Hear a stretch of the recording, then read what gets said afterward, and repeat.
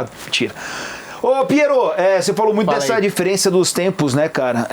E inclusive, quando termina o primeiro tempo, eu falo, velho, será que os caras vão conseguir segurar esse 0x0? Não é possível, o Botafogo tentando, mas não tava legal. Inclusive, acho que talvez a grande chance ele foi do Pearol no primeiro tempo e tal. Saída de jogo errada do Bastos ali. Não foi bem ontem o Bastos.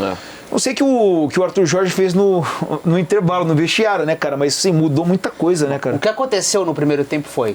Bateu o minuto 45, o jogo tinha 19 minutos de bola rolando e o árbitro subiu 4 minutos de acréscimo. Ali o juiz falando, o problema é de vocês.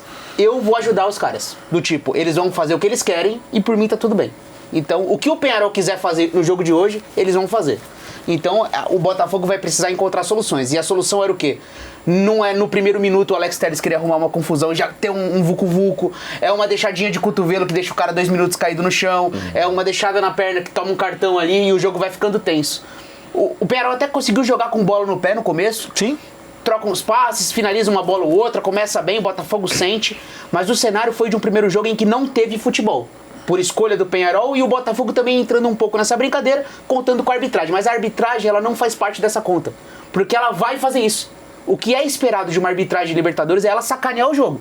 Então ela vai sacanear o jogo junto com o Peñarol. E aí o Botafogo no segundo tempo veio com bola no pé e desmoralizou o Peñarol, como eu disse na abertura. Foi humilhante o que o Peñarol passou no segundo tempo, porque era um ataque em seguida do outro, e se o Botafogo quisesse, metia 6, 7, 8, porque o Peñarol não viu a bola. Foi impressionante o segundo tempo do Botafogo, muito jogador jogando muita bola, e o Botafogo tá na final da Libertadores com muitos méritos. E aí, Renatinho, muito se falava, né, em condições normais, sem uma arbitragem que poderia atrapalhar, coisa e tal, um jogador que pudesse ser expulso nos primeiros minutos, era mais ou menos isso que a gente esperava, com todo respeito. A diferença do Peñarol pro Botafogo, eu acho que é essa mesma, cara. Então, mas esse Peñarol, ele é um time que se sente muito confortável em dar a bola pro adversário e defender, e fez isso durante toda a Libertadores. Inclusive, tinha tomado 5 gols. Então, foi passando, nesse sentido, ele... Só que o Botafogo do segundo tempo foi, assim, o ápice do que é a sua forma de jogar, do que é a sua identidade. Vou destacar 2 coisas. Primeiro, o Botafogo é o time mais físico que tem na América do Sul. A capacidade desse time se impor nos duelos, e eu digo muito nos momentos que o Peñarol recuperava a bola e tentava sair, no segundo tempo, muito encaixado, né? Aquele ataca marcando, você tá atacando e quem tá defendendo já encaixa no adversário para não deixar sair. Então o Botafogo ganhou muito duelo ontem, de novo, um ritmo muito forte. A gente vê com a posse de bola no segundo tempo, ela foi forte, ela foi, sabe? E foi mexendo muito com a estrutura do Peñarol. Um outro ponto que me chama muito a atenção nesse Botafogo, e que quase ninguém faz isso no Brasil, é aquele momento que você vê o zagueiro ou o volante com a bola, ele levanta a cabeça e tá todo mundo parado. O Botafogo, se você for ver, tá todo mundo toda hora atacando a linha defensiva. Mesmo que a bola não entre, é Savarino fazendo a infiltração, é o Luiz Henrique fazendo a diagonal, fazendo o facão, é o Igor baixando pro outro entrar. Os dois laterais atacam a última linha o tempo todo. Sim, o Botafogo, ele ataca muito, ele trabalha muito, ele se movimenta muito sem bola. E o que isso vai gerando? Isso vai gerando, por exemplo, tinha vários momentos que o Botafogo recuperava a bola, você viu o Savarino, o Almada, o Luiz Henrique, dando um pique e arrastando a linha defensiva do Peñarol lá atrás. O que isso faz? Abre, te dá espaço por dentro. Se a bola não entra, se você não dá o lançamento na profundidade, você abre o time, você movimenta. E isso, mais a posse de bola com intensidade, com velocidade, isso vai mexer na estrutura. A gente viu em vários momentos o Peñarol com a linha de 5, e aí toda hora quebrando, um saindo pra caçar, o outro entra e tal. Então assim, o Botafogo ontem, ele deu uma aula de como furar um bloqueio defensivo bem feito. O Peñarol, ele chegou onde chegou porque ele se defende bem. A gente tem que lembrar disso, cara. Eu concordo que tecnicamente não se tem, não tem nem comparação dos dois clubes hoje, até com relação a investimento, enfim, não tem. O Peñarol, talvez, na Série A do Brasileiro, talvez tenha a menor folha salarial. Talvez não, tenho certeza. Com certeza. Com certeza. Mas o que o Botafogo fez ontem foi uma aula de como furar bloqueios. Movimento, intensidade a todo momento, o time num ritmo muito alto. E isso chama muita atenção. No Brasil, direto você vê, o cara recebe a bola, tá todo mundo lá. Não, mas tem que... né? Toda hora infiltrando, toda hora movimentando. E aí, e é o que a gente falou. É assim que sai o primeiro gol do Savarino, né? Ele faz um facão, ele carrega, a marcação vê um buraco e aí o Luiz Henrique mete a bola. E a gente até falou ontem, né, Otávio, Se o Botafogo ganhasse o jogo, independente do resultado, pra mim ele tava classificado. É verdade. Porque se o Peñarol precisar propor, aí lascou, mano. E agora eles vão ter que propor... Porque o desenho pro Peñarol foi sempre o contrário, né? Exatamente, o contexto sempre de foi sempre defender. Conseguindo, tipo, um bom resultado no jogo da ida e depois em casa ter a situação controlada ali pra se defender, né? E aí, Otávio, assim, até em cima disso, como é um jogo tenso de Libertadores, semifinal... obviamente tem a questão psicológica, né? E aí quando você não em casa, sabe que vai ser difícil um jogo fora de casa, né? Ainda mais quando é o último jogo, né? Quando é o segundo jogo. E é impressionante como o Botafogo também não se abala com essa parada, né? É diferente, velho. Os caras jogam a mesma coisa em casa e vai ganhar o jogo fora. E vai ganhar lá também. Que é vai algo ganhar. Que foi muito uma tônica do Botafogo na temporada passada, por tudo que aconteceu e tal. E o Arthur Jorge já bateu muito nessa tecla. Pô, esse é outro time, é outra galera que tá aqui, é outra comissão, aquilo já passou. E de fato, realmente parece que passou pro Botafogo, né? Eu acho que o jogo de ontem, cara, ele foi muito um desenho do que são as duas equipes. O primeiro tempo foi o desenho do que é o Peñarol, que é um time que joga pela catimba, joga pra mexer muito com o adversário, com essa arbitragem que a gente sabe como é a da Libertadores. Eles foram assim desde a fase de grupos, pô. Eu vi jogos do Peñarol desde a fase de grupos. O jogo contra o The Strongest nas oitavas de final, tipo assim, vai fazendo... O Peñarol consegue aquela goleada de 4-0 e tal, vai fazendo com que o time pareça ser melhor do que ele realmente é, né? Porque ele é um time que quer arrumar confusão, ele é um time que quer parar o jogo toda hora. E ele é um time que é muito frágil, cara. Eu já falei isso outras vezes aqui, até no de placa mesmo. Se você parar pra pegar o elenco do Peñarol, né? O goleiro, que é o Aguirre, que é um dos destaques do time na campanha, ele era o terceiro goleiro do América Mineiro na temporada passada. O América Mineiro foi o quê? O lanterna do campeonato, né? O Maxi Silveira, que é o atacante deles, o camisa 9. Isso não quer dizer que o Botafogo não tem mérito nenhum, já vou chegar lá, porque eu tô só dividindo o jogo em duas etapas, tá? O Maxi Silveira, o artilheiro deles na Libertadores. Onde que ele estava no ano passado? No Santos rebaixado. Ele faz aquele gol do 7-1 do Internacional. Quem marca o gol do Santos é o Maxi Silveira. Sim. Né? O Baez estava no Salernitana, que foi uma das piores campanhas da Série A do Campeonato Italiano ano passado. Um time tenebroso, caiu para a segunda divisão. O Gaston Ramírez, que entrou ontem, é um dos craques do time também. O cara tem uma carreira maneira e tal, já é um veterano. Ele tava na Série C da Itália, ano passado. Não, o Léo Fernandes, que era craque do time, ele não conseguia jogar. O Léo Fernandes não jogou no Fluminense. Jogou 20 partidas, ele não foi nem inscrito pro Mundial. O Léo fez uma Libertadores. Fez, né? Porque ele não foi nem inscrito pro Mundial, pro Fluminense. A bola parada dele é muito forte. Você pega o Aguirre, que é o treinador, pô. O Aguirre, no ano passado, ele teve 3 clubes. Teve o trabalho dele no Cruz Azul, que ele entrega o Cruz Azul na vice-lanterna do Campeonato Mexicano. Tem o trabalho dele no Santos. Diego agride a história do Santos. Como diz o Ricardinho. Que em 5 jogos ele perde 4 e é demitido, né? Em um mês, deixa o Santos na lanterna. Então, assim, é um trabalho péssimo, pô. Mas o torcedor tem que bater palma aí, viu? O torcedor do Peñarol. Chegou muito longe, cara. E o time do Peñarol, cara... No final, a torcida tava lá feliz da vida. O time do Peñarol é muito ruim. É muito ruim. Isso só prova mais... coletivamente é organizado e aí eleva um pouco o nível do jogador. Quando acaba o primeiro tempo... Isso só prova mais o que foi a eliminação do Flamengo patética. Sim.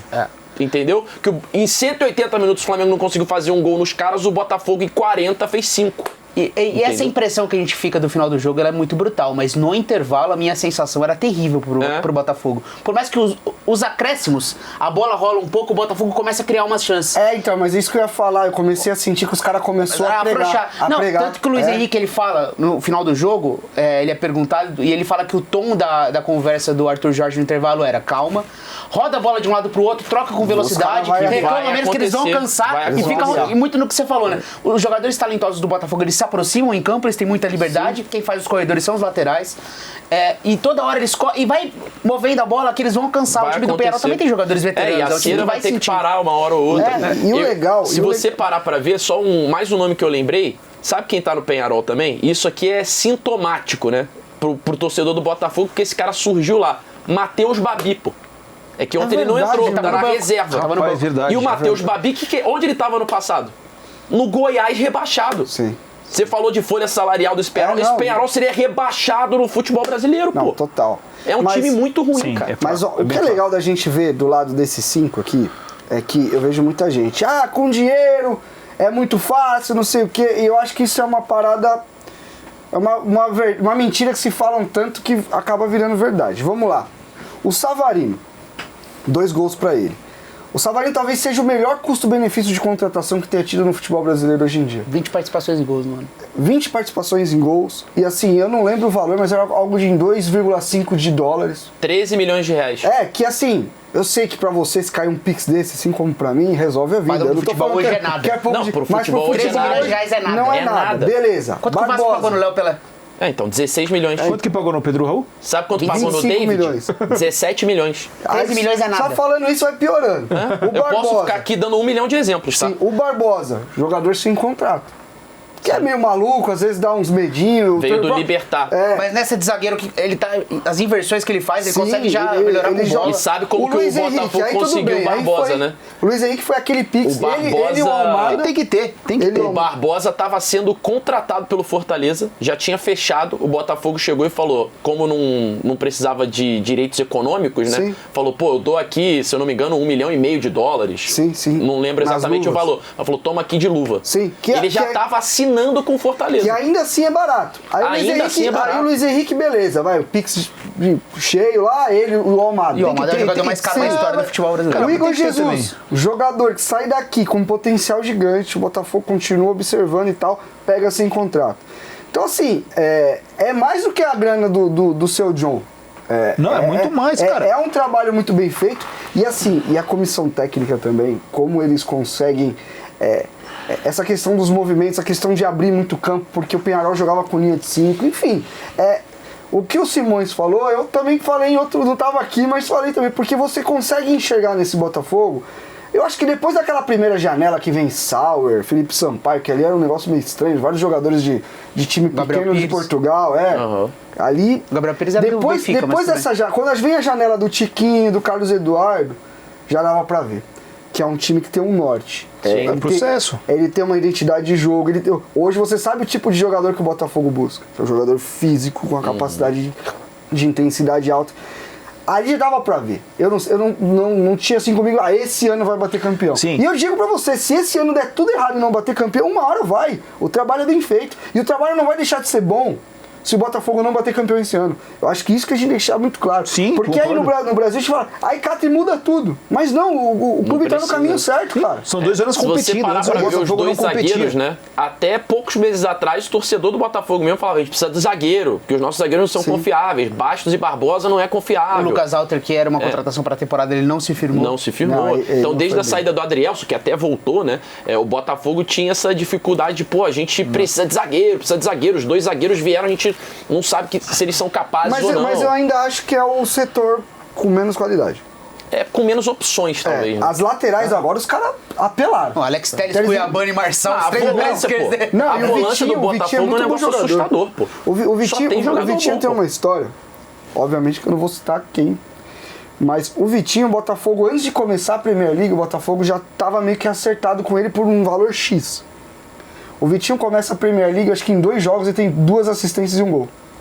Aí o Burnley vira e fala, quero mais. Aí pro Botafogo ficou ruim. O Botafogo até sai do negócio e fala assim, então tá bom, você tá de palhaçada, então se ele fizer mais 2 gols Fazendo na próxima leilão, rodada, né? lascou. Aí acaba dando certo. Pô, o Vitinho é um jogador que tava jogando na Inglaterra, gente. Tá muito bem. Sabe, jovem, as laterais. Mas eu ainda acho que na zaga, um zagueiro top, Prime. aquele. E eu acho que isso vai acontecer em algum momento. O seu John tem, não é pouco não, tem feijão pra gastar. Porque o Botafogo ganhando a Libertadores, ele já se mostrou entusiasmado pro Super Mundial, né? Pra Que jogar pode o subir no telhado Super isso aí Mundial de também. Clubes. Que aí ele já falou que, pô, de repente Luiz Henrique e Almada permanecem por mais um tempo, né? Porque a ideia era eles irem pro Lyon já na próxima janela e tal. Então o Botafogo ganhando a Libertadores pode ficar mais tempo aí desse Nossa, vai ser um Super pecado Botafogo. esses dois saírem. Não, e o Luiz Henrique. O Almada começou a render. É. O E o- Almada ontem dá 2 balançadas na marcação e tira aqui, pelo amor de Deus, mano. Não, e o Luiz Henrique é um jogadoraço, e pra mim, o que vai elevar o nível pra ele ser top dos tops é fazer mais gol. Faltava mais gol pro Luiz Henrique. Ele é um jogador que às vezes ele limitado a ficar aberto, sempre esperando no pé, né, colado na linha lateral. O Arthur estimula ele a entrar na área, a receber entre linha e aproximar do gol. Ele recebeu muita bola entre linha. E, cara, ele finaliza bem de fora da área, ele é muito forte, ele é muito perigoso perto do gol. Tem que fazer mais gol.